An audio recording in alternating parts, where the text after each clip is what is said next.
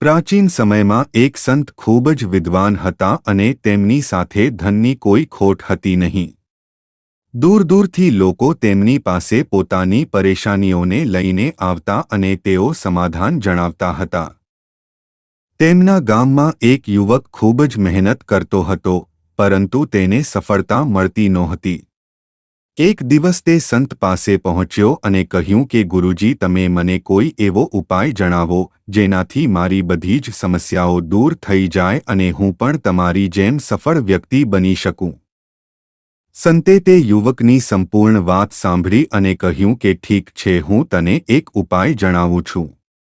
કાલે સવારે તું મને નદી કિનારે મળવા આવજે.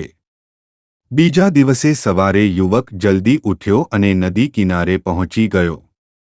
સંત પણ ત્યાં પહોંચી ગયા હતા. સંત તે યુવકને લઈને નદીની વચ્ચે પહોંચી ગયા. હવે બંનેના માત્ર માથા જ પાણીની બહાર હતા. ત્યારે અચાનક સંતે તે યુવકનું માથું પકડ્યું અને તેને પાણીમાં ડૂબાડવા લાગ્યા. યુવક પાણીમાં ડૂબવા લાગ્યો. જેમ તેમ કરીને તે સંતના હાથમાંથી છૂટીને નદીની બહાર આવી ગયો. સંત પણ નદીમાંથી બહાર આવી ગયા. યુવકે સંતને કહ્યું કે તમે તો મને મારવા ઈચ્છો છો. સંતે કહ્યું કે નહીં, હું તો તને સફળતાનું રહસ્ય સમજાવી રહ્યો હતો. સંતે પૂછ્યું કે જ્યારે તું પાણીમાં ડૂબી રહ્યો હતો ત્યારે તને શું મેળવવાની ઈચ્છા સૌથી વધારે થઈ રહી હતી? યુવકે કહ્યું કે ડૂબતી સમયે મને સૌથી વધારે એક શ્વાસ લેવાની ઈચ્છા થઈ રહી હતી. સંતે કહ્યું કે બસ ઠીક, આ જ પ્રકારે સફળતાનો પણ નિયમ છે.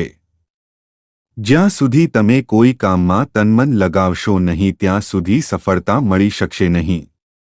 કામ કોઈ પણ હોય તેમાં સંપૂર્ણ મહેનત સાથે જોડાઈ જવું જોઈએ, અન્ય વાતોમાં ધ્યાન ભટકાવવું જોઈએ નહીં. ત્યારે જ કામમાં સફળતા મળી શકે છે. જ્યારે આપણે તન અને મનથી કોઈ કામમાં જોડાયેલા રહીએ છીએ ત્યારે સફળતા ચોક્કસ મળે છે.